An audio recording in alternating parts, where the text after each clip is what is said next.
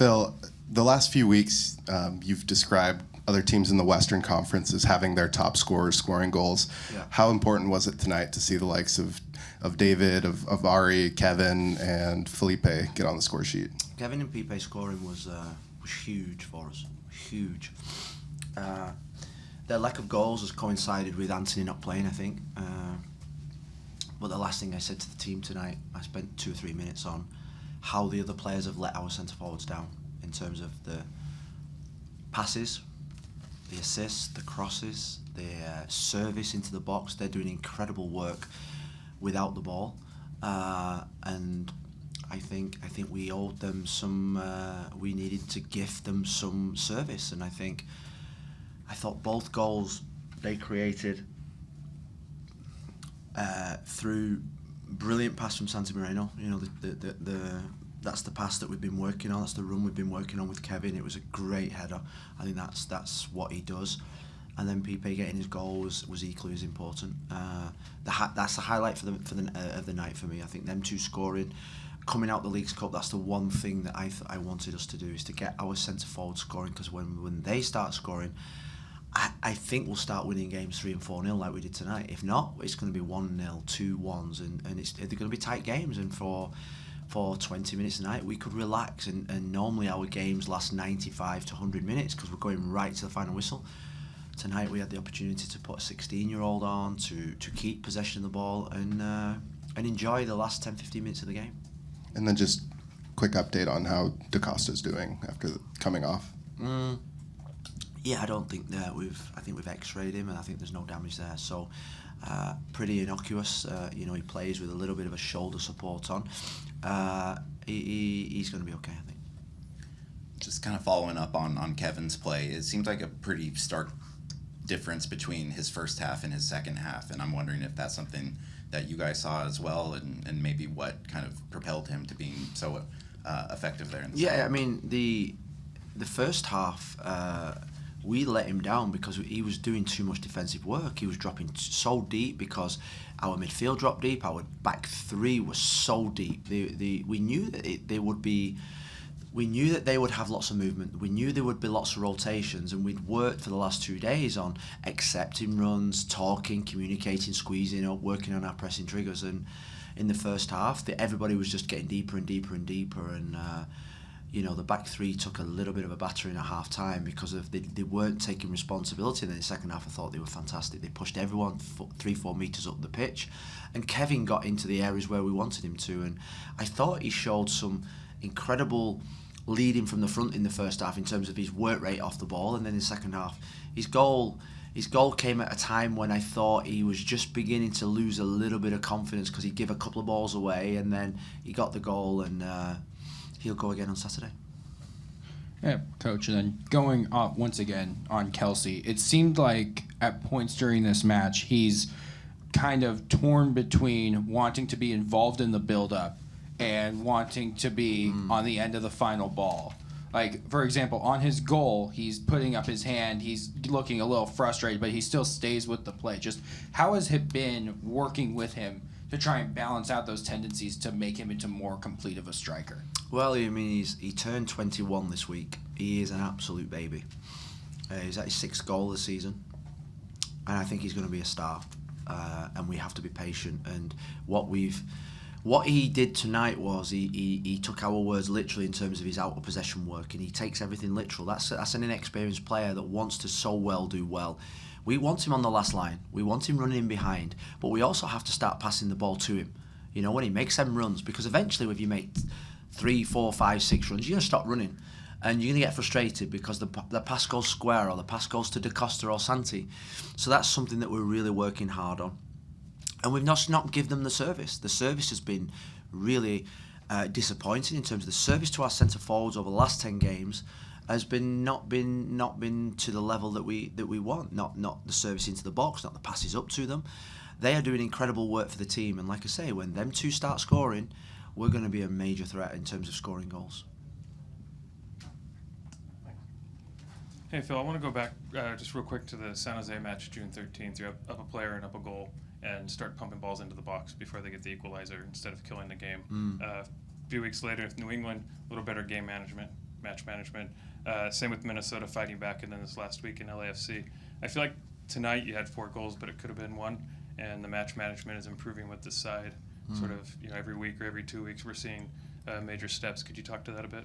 Yeah, well, we're gaining more experience. This team is learning game to game. We're learning about the team. The team are learning how to do different aspects of the game. I think the Minnesota was a fantastic example of a team that never wanted to give up, that fought to the very end. And then in LA, you had a team that was never going to concede a goal, seeing out games, being dogged, being determined.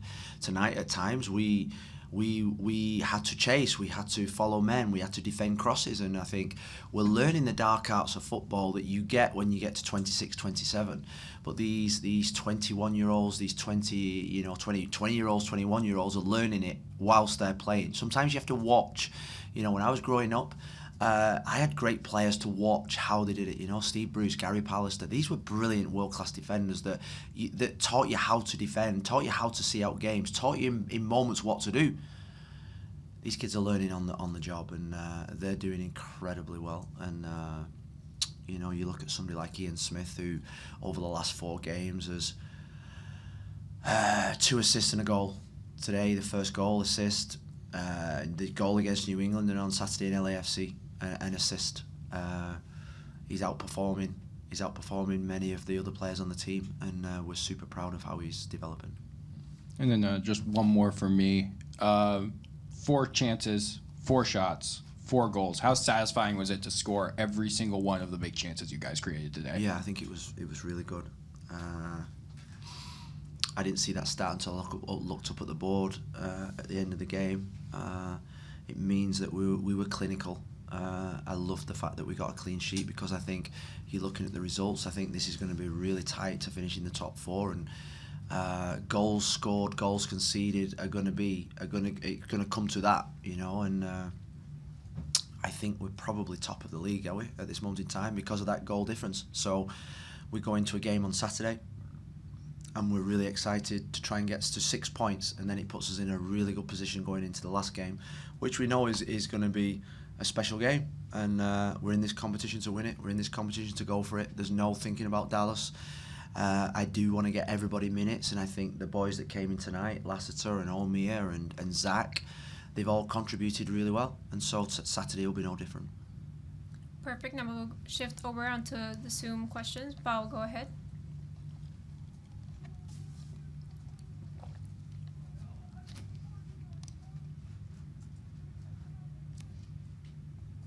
Go ahead, Paul. Val's gone to bed. No, I'm not. I'm still awake. Good night. This question is about the game tonight. What was the key of the victory tonight? And if you consider that your rival have considerations on the field? Well, I think the key to the game... Tactical considerations on the field. Yeah, well, I think they slightly surprised us with the change of system and formation early in the game. We'd been preparing to play against the Diamond, and they went to 3-5-2, which was not something that they'd done all season. So that was that was probably a compliment, in terms of they were probably thinking about Santi and Da Costa in the pockets. So we had to adjust to that. I think that led to a little bit of indecision in our defending early on. We sunk too deep, and I thought they dominated the first half. I thought they totally dominated the first half from a control point of view. Now, what we did was we defended the low block incredibly well, staying with runners, blocking shots, heading the ball away. And then in the second half, I thought we controlled it in and out of possession. We got things sorted at half time. I love playing the Mexican sides. They give you another dimension tactically from a managerial point of view. Their interchanging of positions, their rotations. It's not just black and white. It's not just you press your man, you look after your man. You've got to be flexible and adaptable. And I thought in the second half we were more flexible and adaptable in terms of our defensive positions. And I thought Diego Chara in the second half and Ortiz really helped with that in terms of their experience. With the way that we defended. Mario Antonio, go ahead. Good coach, good evening. This is Mario from Mexico for ADSL News. Today was a great victory for your team, but I like to ask you, like Pau, about your rival tonight, Atletico de San Luis. Knowing that the Mexican League has only his third round, what did you think of your opposing team performance tonight, and what qualities can you take away from the match about San Luis? Thank you. Well, I think over the last couple of years, this competition has been weighted heavily in favour of MLS clubs. You know, the Mexican teams have to travel, but I think this format actually, in terms of the quickness of the teams or the scheduling, helps them because it means the games come thick and fast. We're obviously ahead of them in terms of preparation. They've only played 2 or 3 games. What you saw last night, every Mexican team won last night, and so I think that set the tone for the tournament in terms of these games are going to be difficult. I've scouted San Luis the last 2 or 3 games, and I honestly think they're a really well-coached team with a tactically astute manager with good rotations. I think playing on the turf gives us an advantage tonight against them, without a shadow of a doubt. But I think this is probably going to be the year where the Mexican sides compete better with the MLS sides. And you know, we've said for the last 2 years that I think the gap's closing, and I think we've seen that in the last couple of nights. This is going to be a real top class competition with a brilliant format, and I think it's going to be really exciting.